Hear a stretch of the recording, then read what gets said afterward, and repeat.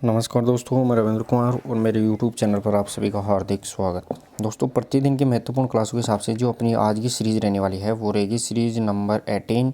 और दोस्तों, चैनल पर पहली बार विजिट कर रहे हैं तो आर के फिजिकल एजुकेशन क्लासेस को आप सब्सक्राइब कर ले और बेल आइकन को प्रेस कर ले ताकि प्रतिदिन की महत्वपूर्ण क्लासों का नोटिफिकेशन आपको प्राप्त होता रहे।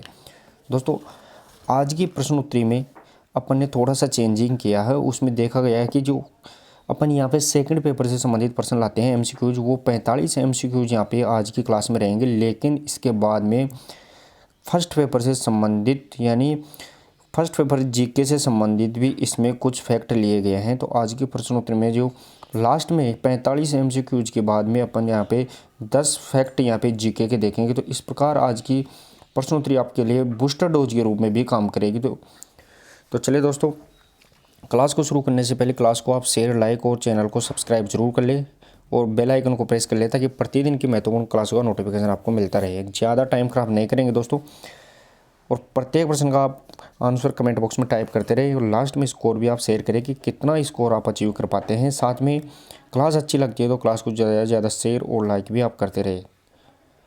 तो चलिए दोस्तों, शुरू करते हैं। पहला और इम्पोर्टेंट क्वेश्चन अपना यहाँ पे फर्स्ट क्वेश्चन रहेगा दोस्तों। फर्स्ट क्वेश्चन देखिए दोस्तों, यहाँ पे हाइड्रोफोबिया रोग किससे उत्पन्न होता है। दोस्तों, यहाँ पे हाइड्रोफोबिया रोग है वो किससे उत्पन्न होता है ये अपने को यहाँ पे बताना है। दोस्तों, हाइड्रोफोबिया रोग है जो कि पानी से डर लगता है। इसमें जो कि रेबीज के जैसे कुत्ते के काटने से हाइड्रोफोबिया हो जाता है, ये अपने को यहाँ पे ध्यान रखना है। रेबीज रोग है वो कुत्ते के काटने से होता है, लेकिन उसमें भी पानी से डर लगता है, फिर वो हाइड्रोफोबिया हो जाता है। इस साथ में ही अपने को यहाँ पे ध्यान रखना है। लेकिन प्रश्न नंबर 1 और सही आंसर रहने वाला है वो रहेगा दोस्तों, जो हाइड्रोफोबिया रोग है ये यहाँ पे विषाणु यानी वायरस से उत्पन्न होता है। ये अपने को यहाँ पे ध्यान रखना है, वायरस से संबंधित होता है दोस्तों ये। नेक्स्ट और अगला प्रश्न देखिए दोस्तों, प्रश्न नंबर 2 देखिए दोस्तों। और 45 इंपॉर्टेंट क्वेश्चन में आप कितने स्कोर अचीव कर पाते हैं वो आपके लिए इंपॉर्टेंट रहेगा दोस्तों। और आप क्लास को ज़्यादा से ज़्यादा शेयर और लाइक करते रहिए। प्रश्न नंबर 2 रहेगा दोस्तों, यहाँ पे खसरा किसके संक्रमण के कारण होता है। दोस्तों, यहाँ पे खसरा रोग है वो किसके संक्रमण के कारण उत्पन्न होता है ये अपने को यहाँ पे बताना है। खसरा जिसे अपन मीजल्स के नाम से जानते हैं दोस्तों, मीजल्स के नाम से जानते हैं, तो ये खसरा बोलते हैं। ये किसके संक्रमण के कारण, विषाणु, जीवाणु, फंगस या प्रोटोजोआ। प्रश्न नंबर 2 सही आंसर रहने वाला है वो रहेगा दोस्तों, यहाँ पे खसरा है वो विषाणु यानी वायरस से संबंधित होता है। वायरस से संबंधित ये डिजीज होती है। नेक्स्ट और अगला प्रश्न नंबर 3 रहेगा दोस्तों, यहाँ पे प्रश्न नंबर 3 देखिए दोस्तों। कौन सा रोग बैक्टीरिया से होता है। दोस्तों, इनमें से कौन सा रोग है जो बैक्टीरिया जिसे अपन विषाणु के नाम से जानते हैं, विषाणु से होता है ये अपने को यहाँ पे बताना है। सॉरी दोस्तों, यहाँ पे जीवाणु से होता है वो अपने को यहाँ पे बताना है। बैक्टीरिया यानी जीवाणु होता है और वायरस यानी विषाणु होता है, ये अपने को यहाँ पे ध्यान रखना है। तो कौन सा रोग है जो बैक्टीरिया से होता है यानी जीवाणु से होता है ये अपने को यहाँ पे बताना है। चलो दोस्तों, यहाँ पे प्रश्न नंबर 3 में तपेदिक, पीलिया या फिर चेचक, उपरोक्त सभी। प्रश्न नंबर 3 का सही आंसर रहने वाला है वो रहेगा दोस्तों, यहाँ पे तपेदिक रोग है वो यहाँ पे बैक्टीरिया या फिर जीवाणु से संबंधित रोग होता है। नेक्स्ट और अगला प्रश्न नंबर 4 रहेगा दोस्तों, और ज़्यादा टाइम नहीं लेंगे दोस्तों। यहाँ पे आप जल्दी से जल्दी प्रत्येक प्रश्न का आंसर कमेंट बॉक्स में आप टाइप करते रहे।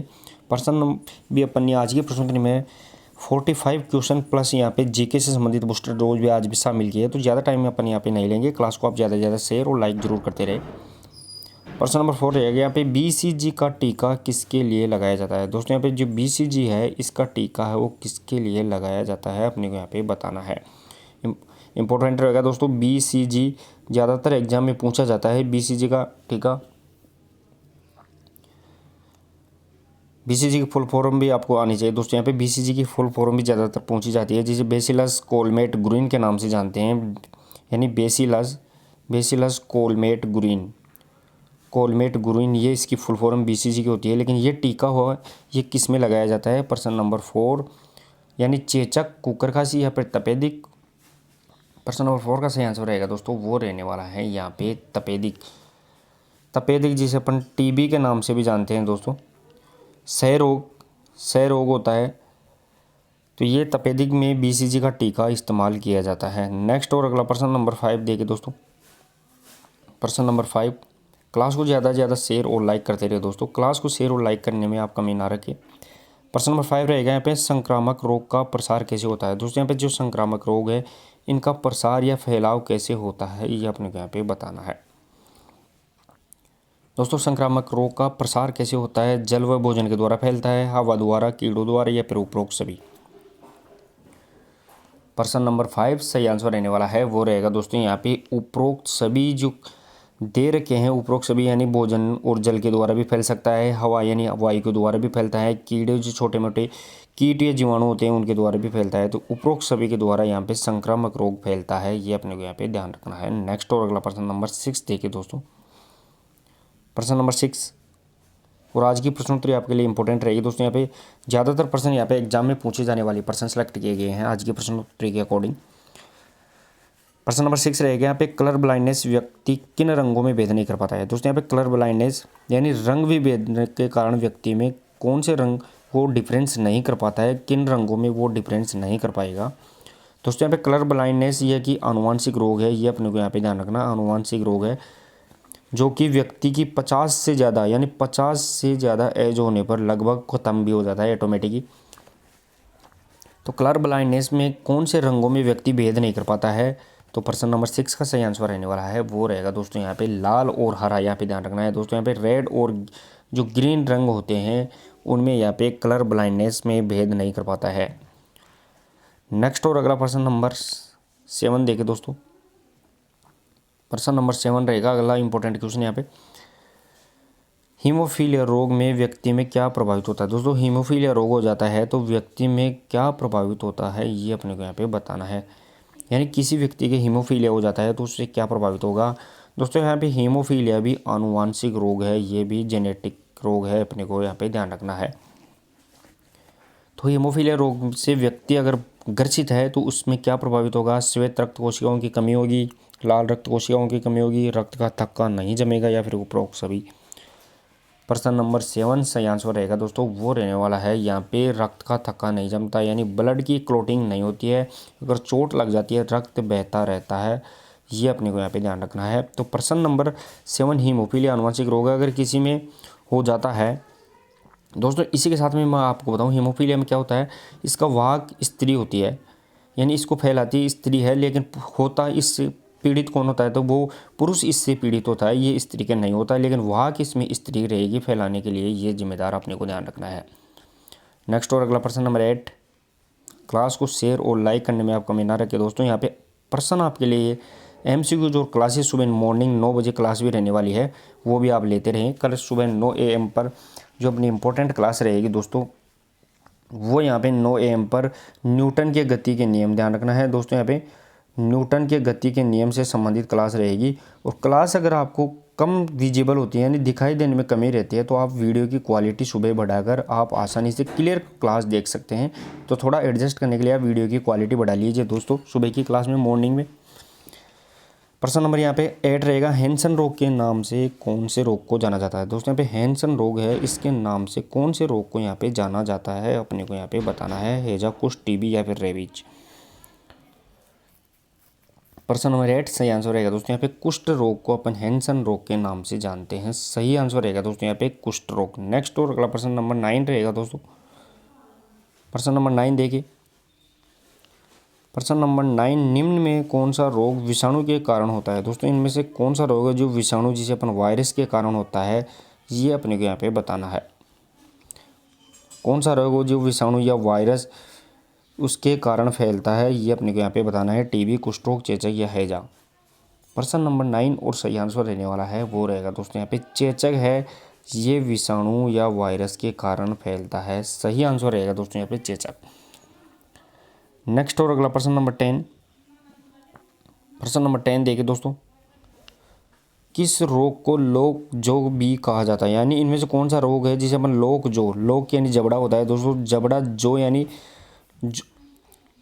जो यानी जबड़ा होता है, जो लोक हो जाता है एक जगह जाम हो जाता है, कौन सा रोग है ये अपने को यहाँ पे बताना है। जो यानी जबड़ा होता है दोस्तों मुंह का जबड़ा इनमें जाम हो जाता है, खुलता नहीं है। तो किस रोग के कारण लोक जो की समस्या पैदा हो जाती है, ये अपने को यहाँ पे बताना है। तपेदिक हैंसन टिटनेस या फिर एनीमिया।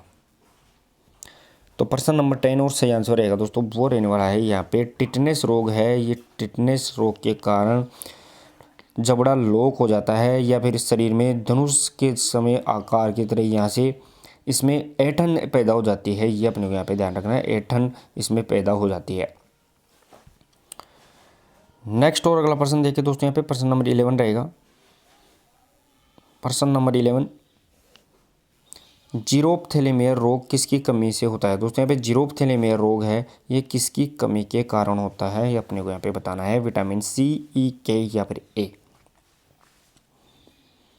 जैसे तो यहाँ पे जीरोप्थेलेमिया जो आंखों से संबंधित रोग होता है, मैं आपको हिंट के रूप में बता दूं, आंखों से संबंधित रोग है, यानी इसमें कम दिखाई देने लगता है, व्यक्ति को कम दिखाई देने लगता है। तो ये जीरोप्थेलेमिया होता है। कौन से विटामिन की कमी से होता है। प्रश्न नंबर 11 का सही आंसर रहेगा दोस्तों यहाँ पे विटामिन ए, इसकी कमी से जीरोप्थेलेमिया या रतौंधी रोग भी हो जाता है। तो सही आंसर रहेगा दोस्तों यहाँ पे विटामिन ए, जिसे अपन रेटिनॉल के नाम से जानते हैं। ये अपने को यहाँ पे ध्यान रखना है।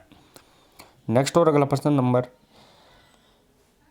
12 देखिए दोस्तों यहाँ पे प्रश्न नंबर 12 रहेगा अगला इंपॉर्टेंट क्वेश्चन। कौन सा रोग वसा के पाचन में अनियमितता के कारण होता है। यानी इनमें से कौन सा रोग हो जो वसा के पाचन में अनियमितता, यानी शरीर में फैट की पाचन में दिक्कत होती है वसा के, क्योंकि भोजन के रूप में अपन यहाँ प्रोटीन, कार्बोहाइड्रेट और वसा, खनिज लवण और मिनरल्स लेते हैं। इनका सभी का पाचन किया जाता है, लेकिन वसा में अगर पाचन में दिक्कत आ जाती है, फैट में पाचन में दिक्कत आ जाती है, तो उससे कौन सा रोग यहाँ पे हो जाता है। Anaemia, ketosis, scurvy, hepatitis. प्रश्न नंबर 12 सही आंसर रहेगा दोस्तों यहाँ पे कीटोसिस हो जाता है। ये अपने को यहाँ पे ध्यान रखना है। प्रश्न नंबर 12 का सही आंसर रहेगा दोस्तों यहाँ पे कीटोसिस। नेक्स्ट और अगला प्रश्न नंबर 13। प्रश्न नंबर 13 देखिए दोस्तों, किस रोग को धनुष्टंकार के नाम से जाना जाता है। दोस्तों मैंने इसका बारे में बता भी दिया है अभी कि किस रोग को धनुष्टंकार के नाम से जाना जाता है, ये अपने को यहाँ पे बताना है। दोस्तों पिछले प्रश्न में इसका उत्तर लोक जो के नाम से जाना गया था, यानी कौन सा रोग है जो लोक जो के बारे में होता है, लोक जो भी कहा जाता है, इसे ही धनुष्टंकार भी कहते हैं। ये अपने को यहाँ पे बताना है।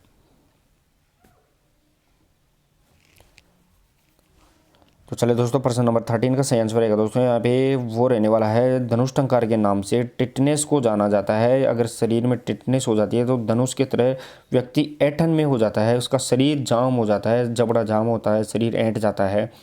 धनुष की तरह उसमें आकार में व्यक्ति अष्ट आकृति ले लेता है। ये अपने को यहाँ पे ध्यान रखना है।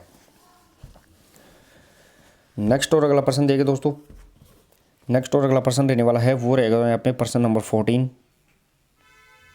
प्रश्न नंबर 14 देखिए दोस्तों, प्रश्न नंबर 14, हैजा रोग के जीवाणु का क्या नाम है। दोस्तों जो हैजा रोग है इसके जीवाणु या बैक्टीरिया का क्या नाम है, ये अपने को यहाँ पे बताना है।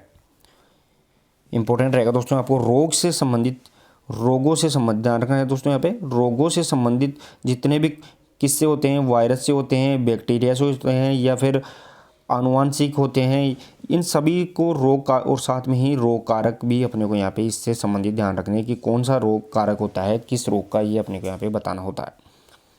हैजा रोग का जीवाणु का क्या नाम होता है। प्रश्न नंबर 14 का सही आंसर रहने वाला है वो रहेगा दोस्तों यहाँ पे विब्रियो कोलेरी। ये हैजे से संबंधित रोग कारक या बैक्टीरिया होता है। नेक्स्ट और अगला प्रश्न नंबर 15। प्रश्न नंबर 15 देखिए दोस्तों, ड्वार्फिज्म नामक रोग किसके कारण होता है। दोस्तों यहाँ पे जो ड्वार्फिज्म नामक रोग है ये किसके कारण होता है, अपने को यहाँ पे बताना है। ड्वार्फिज्म जिसे अपन बोनापन के नाम से जानते हैं दोस्तों, बोनापन यानी हाइट में इसमें छोटापन रह जाता है, छोटापन, हाइट ज़्यादा नहीं बढ़ पाती है। ड्वार्फिज्म नामक रोग किसके कारण होता है। प्रश्न नंबर 15 का सही आंसर रहेगा दोस्तों वो रहने वाला है वृद्धि हार्मोन की कमी हो जाती है, तो इसके कारण ड्वार्फिज्म नामक रोग पैदा हो जाता है। दोस्तों यहाँ पे वृद्धि नामक हार्मोन विटामिन ए से निकलता है। ये अपने जो विटामिन ए होता है, साथ में ही जो पीयूष ग्रंथि होती है, साथ ध्यान रखना जो मास्टर ग्रंथि होती है, पीयूष ग्रंथि होती है, उसके द्वारा जो हार्मोन निकलता है वो यहाँ पे वृद्धि हार्मोन कहलाता है। नेक्स्ट और अगला प्रश्न नंबर 16। प्रश्न नंबर 16 देखिए दोस्तों, टाइफाइड रोग से क्या प्रभावित होता है। दोस्तों यहाँ पे जो टाइफाइड रोग है, इस टाइफाइड रोग से क्या प्रभावित होता है ये अपने को यहाँ पे बताना है। त्वचा, आंत, मांसपेशी या फिर फेफड़े। दोस्तों टाइफाइड रोग का जो रोग कारक होता है उसे अपन साल्मोनेला टाइफी के नाम से जानते हैं। साल्मोनेला टाइफी इसका रोग कारक होता है। तो टाइफाइड रोग से क्या प्रभावित होता है, प्रश्न नंबर 16 का सही आंसर रहेगा। दोस्तों पर जो आंतें होती है शरीर के अंदर, वो इससे प्रभावित होती है। नेक्स्ट और अगला प्रश्न नंबर 17 देखे दोस्तों। प्रश्न नंबर 17 रहेगा, सिलिकोसिस रोग से क्या प्रभावित होता है। दोस्तों यहाँ पे सिलिकोसिस रोग से क्या प्रभावित होता है ये अपने को यहाँ पे बताना है प्रश्न नंबर 17 के अंदर। दोस्तों अभी लेटेस्ट सरकार ने सिलिकोसिस नीति 2019 भी जारी की है। सिलिकोसिस नीति 2019 जीके से संबंधित आपको मैं इसके बारे में फैक्ट भी बता देता हूँ।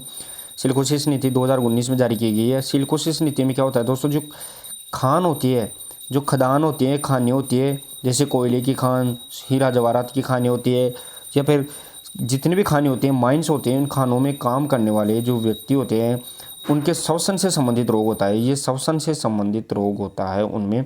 तो यहाँ पे प्रश्न नंबर 17 का सही आंसर रहेगा दोस्तों, वो रहने वाला है सिलिकोसिस रोग। ये फेफड़ों से होता है, यानी श्वसन से संबंधित होता है, उनके श्वसन में दिक्कत आ जाती है। जो सिलिकोसिस नीति 2019 सरकार के द्वारा जारी की गई है।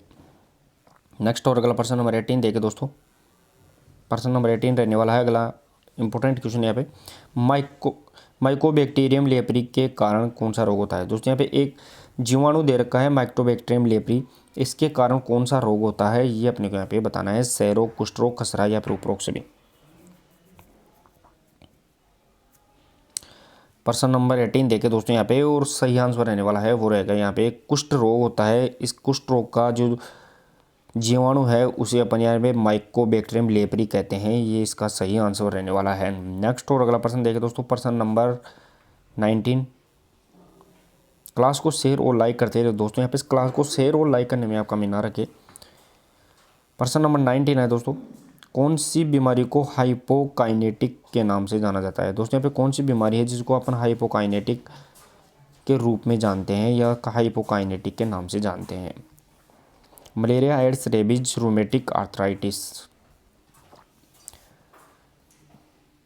प्रश्न नंबर यहाँ पे 19 सही आंसर रहेगा दोस्तों, वो रहने वाला है रूमेटिक आर्थराइटिस है। ये यहाँ पे हाइपोकाइनेटिक्स के नाम से जानी जाती है। यहाँ पे आर्थराइटिस दोस्तों जो शब्द जुड़ता है वो हड्डियों से संबंधित होता है, ये अपने को यहाँ पे ध्यान रखना है। तो हड्डियों से संबंधित बीमारी होती है रूमेटिक आर्थराइटिस, जिसे अपन यहाँ पे हाइपोकाइनेटिक के नाम से भी जानते हैं।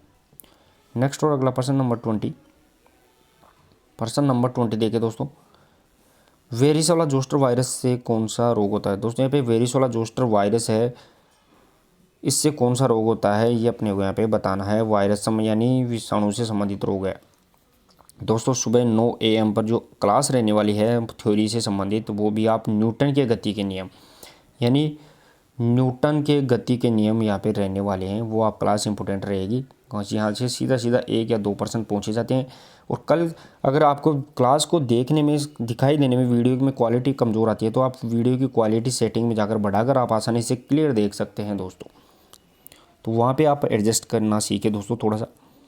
प्रश्न नंबर 20, वेरिसोला जोस्टर वायरस है, ये इसका कौन सा रोग होता है। तो प्रश्न नंबर 20 का सही आंसर रहेगा दोस्तों यहाँ पे छोटी माता, ये यहाँ पे वेरिसोला जोस्टर वायरस से संबंधित रहेगी। नेक्स्ट और अगला प्रश्न नंबर 21। प्रश्न नंबर 21 देखिए दोस्तों, निम्नलिखित में से कौन सा रोग जल जनित नहीं है। दोस्तों यहाँ पे कौन सा रोग है जो जल से नहीं होता है, यानी जल जनित नहीं है, ये अपने को यहाँ पे बताना है। हैजा, टाइफाइड, पेचिस, एड्स। कौन सा रोग है जो जल से नहीं होता यानी जल जनित नहीं है। इजी रहेगा दोस्तों आपके लिए प्रश्न नंबर 21, ज़्यादा हार्ड नहीं रहेगा, आसानी से इसका थोड़ा सा दिमाग से आप आंसर निकाल सकते हैं। प्रश्न नंबर 21 का सही आंसर रहने वाला है वो रहेगा दोस्तों यहाँ पे एड्स होता है, ये जल जनित रोग नहीं होता है, ये अपने को यहाँ पे ध्यान रखना है। नेक्स्ट और अगला प्रश्न नंबर 22। प्रश्न नंबर 22 देंगे दोस्तों, एलिसा टेस्ट किस रोग के लिए किया जाता है। दोस्तों यहाँ पे एक टेस्ट का नाम दिया गया है एलिसा, ये किस रोग के जांच के लिए किया जाता है, ये अपने को यहाँ पे बताना है। दोस्तों एलिसा टेस्ट है ये एलिसा टेस्ट किस रोग के जांच के लिए किया जाता है? रेबीज, तपेदिक, एड्स या फिर उपरोक्त सभी। प्रश्न नंबर 22 और सही आंसर रहेगा दोस्तों वो रहने वाला है यहाँ पे एड्स रोग की जांच के लिए यहाँ पे एलिसा टेस्ट का परीक्षण किया जाता है। नेक्स्ट और अगला प्रश्न नंबर 23। प्रश्न नंबर 23 देखिए दोस्तों, डिप्थीरिया रोग का संबंध किससे होता है? दोस्तों यहाँ पे जो डिप्थीरिया रोग है इसका संबंध किससे होता है ये अपने को यहाँ पे बताना है। मस्तिष्क, कंठ, यकृत या फिर फेफड़े। चलिए दोस्तों, प्रश्न नंबर 23 और सही आंसर रहने वाला है वो रहेगा दोस्तों यहाँ पे जो डिप्थीरिया रोग है ये कंठ से संबंधित बीमारी होती है। ये अपने को यहाँ पे ध्यान रखना है। कंठ जो यहाँ पे खोपड़ी के अंदर, ये अपनी खोपड़ी है दोस्तों यहाँ पे, और इस खोपड़ी में ये अपना यहाँ पे कंठ होता है। इस कंठ में यहाँ पे दिक्कत आने लगती है तो कंठ से संबंधित बीमारी होती है डिप्थीरिया। नेक्स्ट और अगला प्रश्न नंबर 24 रहेगा दोस्तों। प्रश्न नंबर 24 देखे, सार्स क्या है? दोस्तों यहाँ पे SARS, सार्स क्या है ये अपने को यहाँ पे बताना है। दोस्तों यहाँ पे सार्स क्या है ये अपने को यहाँ पे बताना है। प्रश्न नंबर 24 सही आंसर रहने वाला है वो रहेगा दोस्तों यहाँ पे वायरस जनित रोग, यानी वायरस या विषाणु से फैलने वाला रोग है ये सार्स होता है। ये अपने को यहाँ पे ध्यान रखना है। नेक्स्ट और अगला प्रश्न नंबर 25 देखिए दोस्तों। प्रश्न नंबर 25, पायरिया रोग किसको प्रभावित करता है? दोस्तों यहाँ पे पायरिया रोग है ये किसको प्रभावित करता है शरीर के अंदर? ये अपने को यहाँ पे बताना है। मस्तिष्क, तंत्रिका तंत्र, उत्सर्जन तंत्र या फिर मसूड़े। दोस्तों यहाँ पे पायरिया रोग के अंदर अगर किसी को पायरिया रोग हो जाता है तो उसको खट्टे फल खाने चाहिए, खट्टे फलों का यूज करना चाहिए। खट्टे फलों का यूज करते हैं। साथ में उसे विटामिन सी से संबंधित, ध्यान रखना दोस्तों, वे विटामिन सी से संबंधित फ्रूट यूज करने चाहिए, यानी खट्टे फलों का ज़्यादा यूज करना चाहिए। प्रश्न नंबर 25 का सही आंसर रहेगा दोस्तों जो पायरिया रोग है ये मसूड़े से संबंधित रोग होता है और मसूड़ों को प्रभावित करता है। दांतों में इससे खून या रक्त आने लगता है, मसूड़े सूज जाते हैं, तो इसमें व्यक्ति को यहाँ पे खट्टे फलों का ज़्यादा यूज करना चाहिए। नेक्स्ट और अगला प्रश्न नंबर 26 देखिए दोस्तों। प्रश्न नंबर 26, रिये सिंड्रोम का संबंध किससे होता है? दोस्तों यहाँ पे रिये सिंड्रोम है, इसका संबंध है वो किससे होता है ये अपने को यहाँ पे बताना है। दोस्तों सिंड्रोम क्या होता है? सबसे पहले तो सिंड्रोम होता है बहुत से रोगों का समूह है। बहुत रोगों का समूह होता है उसे अपन सिंड्रोम के नाम से जानते हैं। यानी एक रोग नहीं होता है, उसमें कितने भी रोग मिलके उसका समूह होता है तो वो पूरा समूह यहाँ पे सिंड्रोम के नाम से जाना जाता है। तो रिये सिंड्रोम का संबंध किससे होता है? प्रश्न नंबर 26 का सही आंसर रहेगा दोस्तों यहाँ पे चेचक से, यानी चेचक के अंदर अनेक बीमारियां पैदा हो जाती है चेचक के साथ साथ में, तो वो रिये सिंड्रोम कहलाता है। नेक्स्ट और अगला प्रश्न नंबर 27। प्रश्न नंबर 27 देखिए दोस्तों, घेंगा रोग का संबंध किससे होता है? दोस्तों यहाँ पे घेंगा रोग है, इसका संबंध किससे होता है ये अपने को यहाँ पे बताना है। दोस्तों साथ में मैं आपको बताऊँ, घेंगा रोग को अपन गलगंड के नाम से भी जानते हैं, गलगंड के नाम से भी जानते हैं, गवाइटर रोग के नाम से भी जानते हैं, अपन इसे गवाइटर भी कहते हैं। तो इसका संबंध किससे होता है? तो प्रश्न नंबर 27 का सही आंसर रहेगा दोस्तों यहाँ पे जो घेंगा रोग है ये थायरोक्सिन की कमी के कारण होता है। यानी शरीर में अगर आयोडीन की कमी हो जाती है, आयोडीन नमक की कमी हो जाती है, तो उस आयोडीन की कमी के कारण घेंगा रोग हो जाता है। जो जिससे क्या होता है दोस्तों, उससे यहाँ पे जो गले में जो सूज कर वो ज़्यादा मोटा हो जाता है, यानी जो गला होता है अपना, ये गले के अंदर बहुत ज़्यादा सूजन हो जाती है, बोलने में दिक्कत आती है। तो घेंगा रोग है जिसे अपन ग्वाइटर रोग कहते हैं, ये आयोडीन की कमी के कारण यानी थायरोक्सिन हार्मोन की कमी के कारण होता है। नेक्स्ट और अगला प्रश्न नंबर 28 देखिए दोस्तों। प्रश्न नंबर 28, ओस्टियोपोरोसिस रोग किस में होता है? दोस्तों यहाँ पे ओस्टियोपोरोसिस रोग है ये किस में होता है ये आपको बताना है। इजी रहेगा दोस्तों, अगर थोड़ा सा भी आपने दिमाग लगा लिया तो ओस्टियोपोरोसिस रोग का आप आराम से बता सकते हैं। दोस्तों कल सुबह 9 AM पर इंपॉर्टेंट क्लास रहने वाली है, वो रहेगी यहाँ पे न्यूटन की गति से संबंधित नियम, तो क्लास जरूर ले आप। और आज की प्रश्नोत्तरी में अगर आपको पसंद आती है तो क्लास को शेयर और लाइक करने में आप कमी ना रखें, ये मैं आपसे अपेक्षा करता हूँ। शेयर और लाइक बढ़ाती रहे दोस्तों। यहाँ पे शेयर और लाइक करने से मेरे को यहाँ पे मोटिवेशन मिलता है। प्रश्न नंबर 28 का रहेगा सही आंसर वो रहने वाला है ओस्टियोपोरोसिस रोग है दोस्तों, ये रहने वाला है हड्डियों से संबंधित रोग है। क्योंकि दोस्तों मैंने बताया तो ओस्टियो शब्द अगर आपको मिलता है तो सीधा सीधा यहाँ पे हड्डियों से संबंधित होगा। नेक्स्ट और अगला प्रश्न नंबर यहाँ पे रहने वाला है वो रहेगा प्रश्न नंबर 29। प्रश्न नंबर 29 देखिए दोस्तों, ओस्टियोमलेशिया नामक बीमारी किस में होती है। दोस्तों यहाँ पे ओस्टियोमलेशिया नामक बीमारी है, ये किस में होती है ये अपने यहाँ पे बताना है। बच्चों में, नवजात में, प्रौढ़ों में या फिर उपरोक्त में। दोस्तों फिर से यहाँ पे ओस्टियो शब्द आ गया तो ये हड्डियों से संबंधित बीमारी है, लेकिन हड्डियों की ये बीमारी ओस्टियोमलेशिया है, यह किस में होती है। छोटे बच्चों में, नवजात में यानी तुरंत जन्मा हुआ बच्चा है, या फिर प्रौढ़ यानी व्यक्तियों में। प्रश्न नंबर 29 सही आंसर रहेगा दोस्तों। प्रौढ़ जो बूढ़े व्यक्ति होते हैं थोड़े से, उनमें यहाँ पे ओस्टियोमलेशिया नामक बीमारी होती है। उनमें क्या होती है, हड्डियाँ यहाँ पे मुड़ना स्टार्ट हो जाती है, कमज़ोर होना स्टार्ट हो जाती है, ये अपने को यहाँ पे ध्यान रखना है। नेक्स्ट अगला प्रश्न नंबर 30। प्रश्न नंबर 30 देखिए दोस्तों,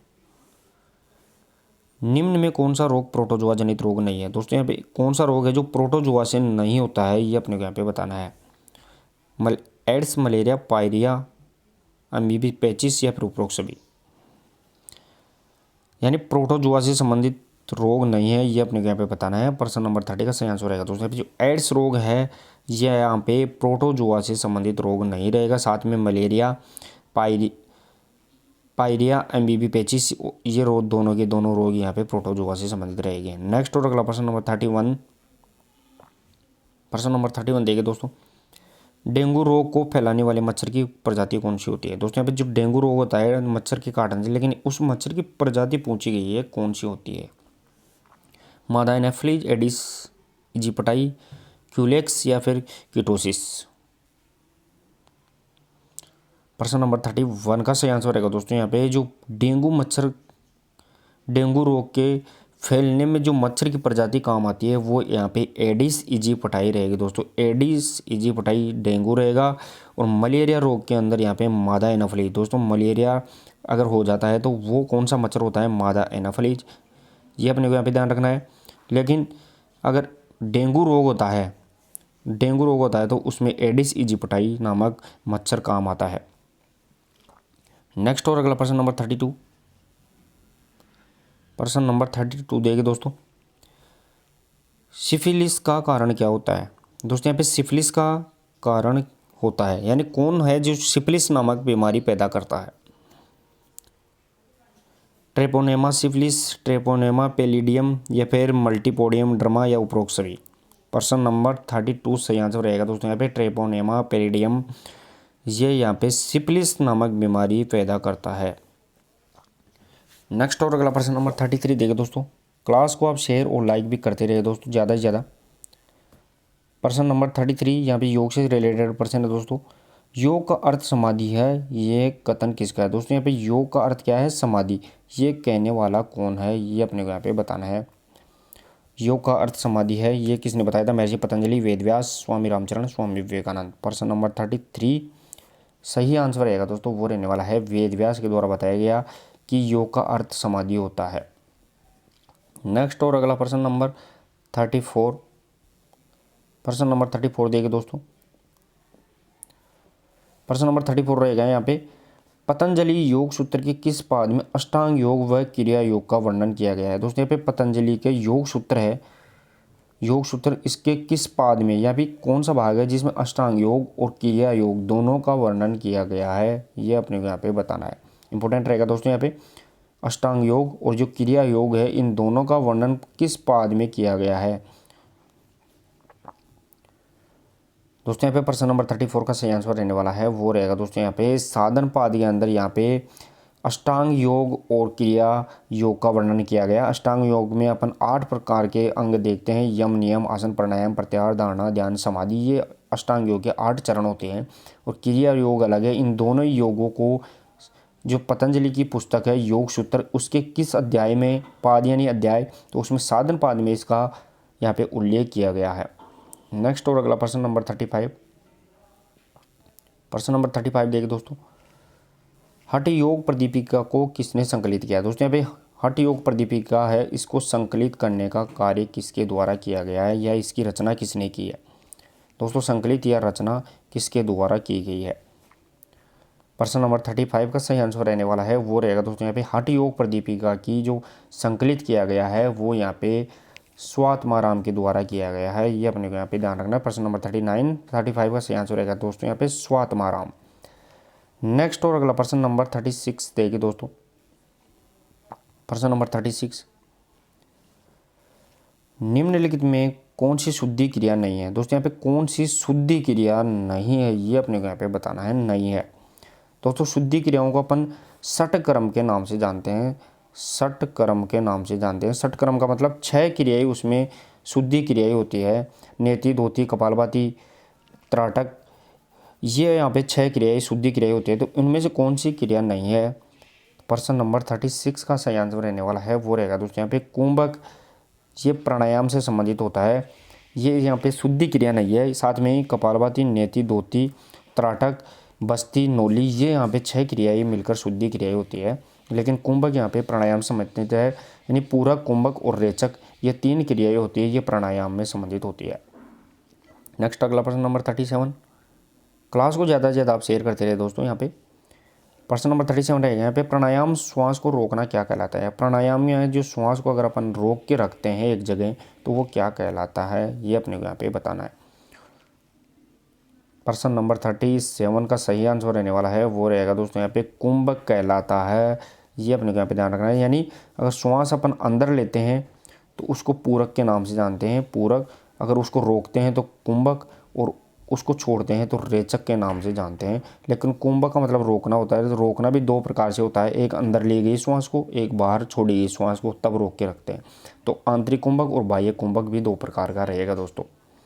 नेक्स्ट और अगला प्रश्न नंबर 38। प्रश्न नंबर 38 देखिए, आसनों का राजा किस आसन को कहा जाता है? दोस्तों यहाँ पे आसन है, शासक नहीं है। आसनों का राजा है वो किस यहाँ पे आसन को कहा जाता है? आसन, यहाँ पे आसन है दोस्तों। तो आसनों का राजा है वो किस आसन को कहा जाता है? ये अपने को यहाँ पे बताना है। तो सर्वांगासन, सिद्धासन, पद्मासन, चक्रासन, यानी सभी आसनों का राजा है वो कौन से आसनों को कहते हैं? प्रश्न नंबर 38 का सही आंसर रहेगा दोस्तों यहाँ पे सर्वांगासन है, इसको आसनों का यहाँ पे राजा कहते हैं। नेक्स्ट और अगला प्रश्न नंबर 39। प्रश्न नंबर 39 देखिए दोस्तों, सूर्य नमस्कार में कुल कितनी अवस्थाएं होती है? दोस्तों यहाँ पे सूर्य नमस्कार होता है, इसमें कुल कितनी अवस्थाएं या इसमें कितने चरण होते हैं ये अपने को यहाँ पे बताना है। कितने चरणों में या अवस्थाओं में या चरणों में अपन सूर्य नमस्कार को कंप्लीट कर पाते हैं? 32, 64, 22, 12। प्रश्न नंबर 39 सही आंसर रहेगा दोस्तों यहाँ पे 12 चरणों में या 12 स्टेप या अवस्थाओं में ध्यान रखना है। यानी स्टेप या अवस्थाओं में, चरणों में अपन सूर्य नमस्कार को कंप्लीट करते हैं। नेक्स्ट और अगला प्रश्न नंबर 40। प्रश्न नंबर 40 देखिए दोस्तों,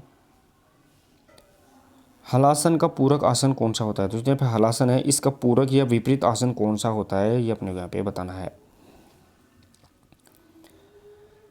दोस्तों हलासन होता है, इसमें क्रिया कौन सी होती है? तो हर ये अपना सिर, मान लो ये अपना सिर है, ये अपनी पीठ है, और इसमें ये अपने पैर को पीछे की तरफ ला के मोड़ते हैं। अपन दोनों को पीछे की तरफ अड़ाते हैं और हाथ अपने दोनों यहाँ पे रहते हैं। ये अपने को यहाँ पे ध्यान रखना है। दोनों हाथ इधर रहते हैं, दोनों पैर पीछे रहते हैं, ये अपनी पीठ होती है। तो ये हलासन की क्रिया होती है। तो हलासन का जो पूरक आसन होता है, प्रश्न नंबर 40 का सही आंसर रहेगा दोस्तों वो रहने वाला है चक्रासन। अब इसमें तो शरीर ऐसे मुड़ता है, चक्रासन में शरीर कैसे उल्टा हो जाता है दोस्तों? तो चक्रासन में शरीर कैसे रहने वाला है? ये तो हलासन की पोजीशन हो गई। चक्रासन में ये अपना मान लो, ये अपना पीठ हो गई, सॉरी पेट हो गया, ये अपना सिर हो गया, और ये अपने यहाँ पे पैर होते हैं, दोनों पैर, और हाथ दोनों इस प्रकार पीछे की तरफ मुड़ते हैं। तो ये चक्रासन की पोजीशन हो जाती है। ये अपने को यहाँ पे ध्यान रखना है, इंपॉर्टेंट रहेगा दोस्तों। नेक्स्ट और अगला प्रश्न नंबर 41। प्रश्न नंबर 41 देखिए, प्रश्न नंबर 41 रहेगा दोस्तों यहाँ पे कुंडलिनी जागृत करने वाला आसन कौन सा माना जाता है? दोस्तों कुंडलिनी जागृत करने वाला आसन है वो कौन सा माना जाता है? दोस्तों यहाँ पे शरीर के अंदर 7 जगह कुंडली होती है, और कुंडलिनी शरीर की अगर कुंडलियाँ जाग जाती है तो वो कौन सा आसन होता है जो कुंडलिनी जगाने में सहायक होता है। और दोस्तों आज की प्रश्नोत्तरी में लास्ट में अपन ने जीके से फर्स्ट पेपर संबंधित जीके से संबंधित यहाँ पे बूस्टर डोज के रूप में कुछ पॉइंट सेलेक्ट किए हैं। जैसे आज का पॉइंट है पृथ्वीराज, यानी जितने भी पृथ्वीराज है राजस्थान में, वो प्रथम द्वितीय तृतीय राठौड़ कछावा, उनके सभी के बारे में अपन यहाँ पे थोड़ा थोड़ा देखेंगे। तो ये अपन यहाँ पे नई मुहिम चालू की है। प्रश्न नंबर 41 कुंडलिनी जागृत करने में जो आसन काम आता है वो प्रश्न नंबर 41 का सही आंसर रहेगा दोस्तों। यहाँ पे भुजंगासन कुंडलिनी जागृत करता है। नेक्स्ट और अगला प्रश्न नंबर 42 देखिए दोस्तों। प्रश्न नंबर 42 आसन किस प्रकार के योग के अंतर्गत आते हैं। दोस्तों जो आसन है ये किस प्रकार के योग के अंतर्गत आते हैं ये अपने को यहाँ पे बताना है। भक्ति योग, क्रम योग, राजयोग, हठ योग, यानी जितने भी आसन होते हैं बैठकर, खड़े होकर, सोकर, जितने भी आसन किए जाते हैं, यानी आसन 3 प्रकार से किए जाते हैं, या तो बैठकर या खड़े होकर या फिर लेटकर। तो ये आसन 3 प्रकार, यानी उत्थित, स्थित और शयन, 3 प्रकार के आसन होते हैं। तो ये किस में आते हैं, कौन से योग में आते हैं। प्रश्न नंबर 42 का सही आंसर रहेगा दोस्तों। यहाँ पे हठ योग होता है, इसमें आसनों को बताया गया है। सही आंसर रहेगा दोस्तों। यहाँ पे हठ योग प्रदीपिका है वो यहाँ पे स्वात्माराम के द्वारा संकलित की गई थी या लिखी गई थी, ये भी अपने को यहाँ पे बताया गया है। नेक्स्ट और अगला प्रश्न नंबर 43। प्रश्न नंबर 43 देखिए, एशियन खेल कितने दिनों तक चलते हैं। दोस्तों यहाँ पे एशियन खेल है ये कितने दिनों तक चलते हैं ये अपने को यहाँ पे बताना है। दोस्तों एशियन खेल जो 1951 में स्टार्ट हुए थे नई दिल्ली में, तो उनको जी ये कितने दिनों तक चलते हैं ये अपने को यहाँ पे बताना है। जिस प्रकार ओलंपिक खेल है दोस्तों, ओलंपिक होता है, वो ओलंपिक यहाँ पे 16 दिनों तक चलता है। तो यहाँ पे एशियन खेल कितने दिनों तक चलते हैं। प्रश्न नंबर 43 का सही आंसर रहेगा दोस्तों। यहाँ पे 7 दिनों तक एशियन खेलों का आयोजन किया जाता है। नेक्स्ट और अगला प्रश्न नंबर आज की प्रश्नोत्तरी का सेकंड लास्ट प्रश्न रहेगा दोस्तों। यहाँ पे प्रश्न नंबर 44। प्रश्न नंबर 44 देखिए दोस्तों। यहाँ पे निम्न में से कौन सा एक घाव का नाम है। दोस्तों यहाँ पे निम्न में से कौन सा एक घाव, जो वुंड होता है, घाव को अपन वुंड के नाम से जानते हैं, तो घाव का कौन सा प्रकार है, घाव को अपन वुंड के नाम से जानते हैं दोस्तों। तो यहाँ पे घाव कितने प्रकार के, तो पीला, PILA, ये पीला ये घाव के प्रकार है। पंक्चर, इंसिजर, लेसरेशन और एब्रेजन ये घाव से संबंधित होते हैं। तो यहाँ पे पंक्चर, इंसिसाइड और लेसरेट उपरोक्त सभी ये घाव से संबंधित रहेगी, ये अपने को यहाँ पे ध्यान रखना है। प्रश्न नंबर 44 का सही आंसर रहेगा दोस्तों यहाँ पे उपरोक्त सभी। नेक्स्ट और अगला प्रश्न नंबर 45। प्रश्न नंबर 45 देखिए दोस्तों, वो रहने वाला है हठ योग के अवयव या लिम्स कौन से हैं। दोस्तों यहाँ पे हठ योग के अवयव या लिम्स कौन से हैं ये अपने को यहाँ पे बताना है। प्राणायाम, आसन, प्रत्याहार या फिर उपरोक्त सभी। दोस्तों हठ योग के अंदर क्या क्या आता है, इसका मतलब अवयव है या अंग है, लिम्स है, ये कौन कौन से होते हैं। तो प्राणायाम भी आता है, आसन भी आते हैं, इसमें प्रत्याहार भी आता है, उपरोक्त सभी जो यहाँ पे हठ योग से संबंधित रहने वाले हैं। तो चलिए दोस्तों ये अपन ने यहाँ पे सेकंड पेपर से संबंधित देख लिया है। सेकंड पेपर से संबंधित 45 क्वेश्चनों को अटेम्प्ट किया है और कितना स्कोर आप कर पाए हैं वो आप जरूर कमेंट बॉक्स में बताइए। अब यहाँ पे बूस्टर डोज के रूप में अपन फर्स्ट पेपर से संबंधित कुछ फैक्ट भी देखेंगे और किस प्रकार आपको अच्छे लगता है कि इसमें अपने सेकंड से MCQs में अगर अपन फर्स्ट पेपर से संबंधित बूस्टर डोज अगर अपन सेलेक्ट करते हैं और अच्छा लगा है तो आप इसके बारे में आप सुझाव दिए ताकि अपन बाद में भी और भी ऐसे फैक्ट इसमें डालते रहें। तो दोस्तों यहाँ पे जीके से संबंधित ध्यान रखना है। जीके से संबंधित जो आज की बूस्टर डोज रहेगी वो रहेगी राजस्थान के पृथ्वीराज, यानी राजस्थान के जितने भी पृथ्वीराज हैं उनके बारे में नॉर्मल फैक्ट अपन यहाँ पे इंपॉर्टेंट जो एग्जाम के दृष्टिकोण से रहते हैं उनको अपन देखने वाले हैं। तो आज की प्रश्नोत्तरी में ये जो नवाचार किया गया है वो कैसा लगा है आपको वो आप जरूर कमेंट बॉक्स में बताइए। चलिए दोस्तों यहाँ राजस्थान के पृथ्वीराज के बारे में अपन देखते हैं। पहला रहेगा दोस्तों यहाँ पे, पहला रहने वाला है पृथ्वीराज, वो देखिए दोस्तों यहाँ पे वो रहेगा पृथ्वीराज कछावा। दोस्तों यहाँ पे पृथ्वीराज कछावा है वो रहने वाला है। इसके बारे में अपन फैक्ट देखते हैं। आमेर के शासक है दोस्तों पृथ्वीराज कछावा, कहाँ का शासक है तो आमेर का शासक है सबसे पहले। तो दूसरी बात इसके बारे में और कौन सी है कि आमेर में 12 कोटड़ी व्यवस्था लागू करने वाला शासक है, ये भी अपने को यहाँ पे ध्यान रखना है। साथ में ही खानवा के युद्ध में 1528 में खानवा के युद्ध में राणा सांगा की ओर से लड़ते हुए वीर गति को प्राप्त हुई, यह भी अपने को यहाँ पे ध्यान रखना है। तो दोस्तों यहाँ पे पृथ्वीराज कछावा जो जयपुर का शासक है, जयपुर आमेर से संबंधित है, उसके बारे में अपन को यहाँ पे फैक्ट दिए गए हैं कि आमेर का शासक है। आमेर के 12 कोठड़ी व्यवस्था लागू करने वाला शासक कौन है, तो पृथ्वीराज कछवाहा। साथ में खानवा के युद्ध में राणा सांगा की ओर से लड़ते हुए वीर गति को प्राप्त होने वाला वो पृथ्वीराज कछवाहा है। आगे देखिए दोस्तों, अगला रहने वाला है वो रहेगा दोस्तों यहाँ पे पृथ्वीराज राठौड़।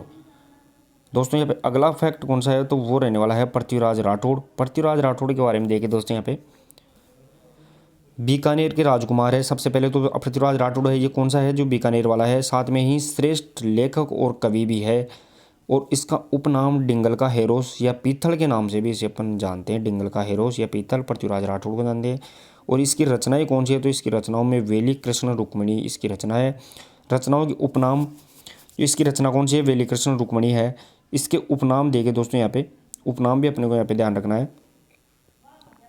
उपनाम में वेली कृष्ण रुक्मिणी, उपनाम में देखे दोस्तों यहाँ पे वेली कृष्ण रुक्मिणी है। इसकी रचना के उपनाम में इसको 5वां वेद और 8वां पुराण कहा है, लेकिन ये किसने कहा है, दुर्सा आडा ने इसके वेली कृष्ण रुक्मिणी को 5वां वेद और 8वां पुराण कहा है। इंपॉर्टेंट रहेगा दोस्तों। साथ में ही कर्नल जेम्स टोड ने इसे 10,000 घोड़ों के बल वाली कृति की संज्ञा दी है। किसको, पृथ्वीराज राठौड़ को कर्नल जेम्स टोड ने 10,000 घोड़ों के बल वाली कृति की संज्ञा दी है पृथ्वीराज राठौड़ को।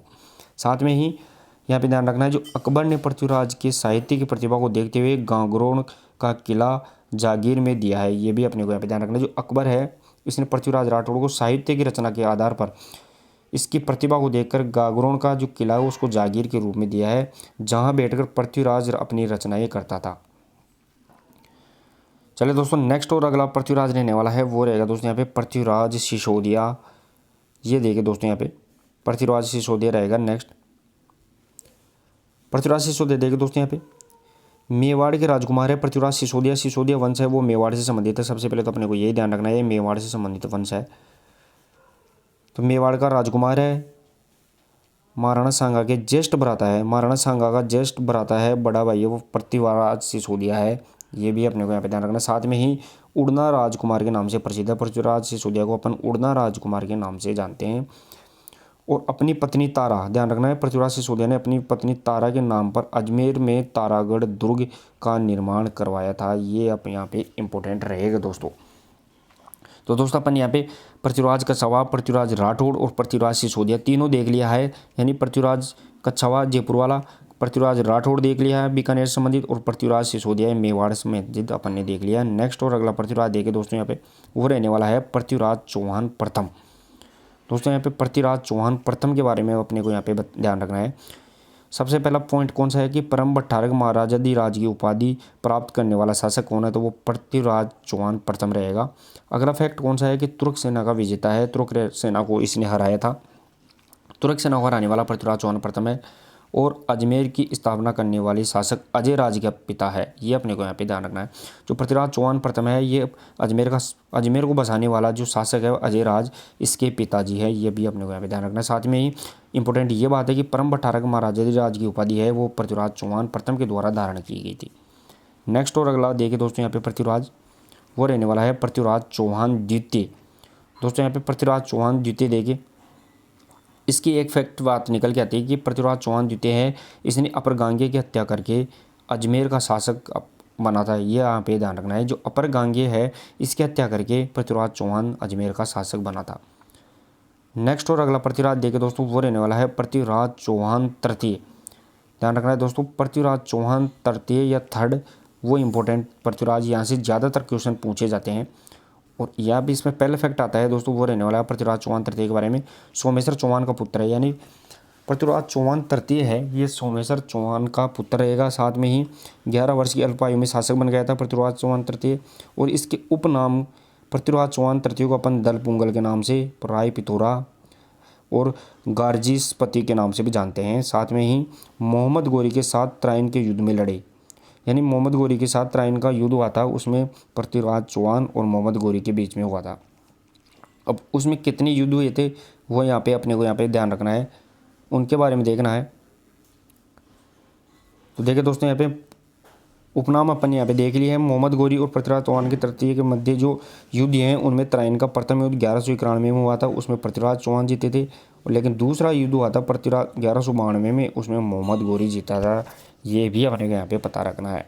तो दोस्तों अपन ने यहाँ पे पृथ्वीराज से संबंधित फैक्ट देखे हैं। और आज जो अपन ने यहाँ पे ये नवाचार किया है, ये नवाचार किस प्रकार आपको लगा है, यानी एमसीक्यूज के अंदर अपन फर्स्ट जीके से संबंधित कुछ न कुछ फैक्ट अपन यहाँ पे डालते रहेंगे डेली। तो वो किस प्रकार अपन को आज की प्रश्नोत्तरी में आपको नवाचार लगा वो भी आप कमेंट बॉक्स में ज़रूर बताइए। और आज की प्रश्नोत्तरी कैसी लगी, अगर अच्छी लगी तो वीडियो क्लास को शेयर और लाइक आप करते रहिए। तो मिलते हैं दोस्तों कल सुबह 9 AM पर, 9 बजे सुबह कल इंपॉर्टेंट क्लास न्यूटन की गति से संबंधित रहेगी, तो वो आप जरूर लें। तो मिलते हैं सुबह 9 AM पर, तब तक के लिए धन्यवाद, थैंक यू सो मच।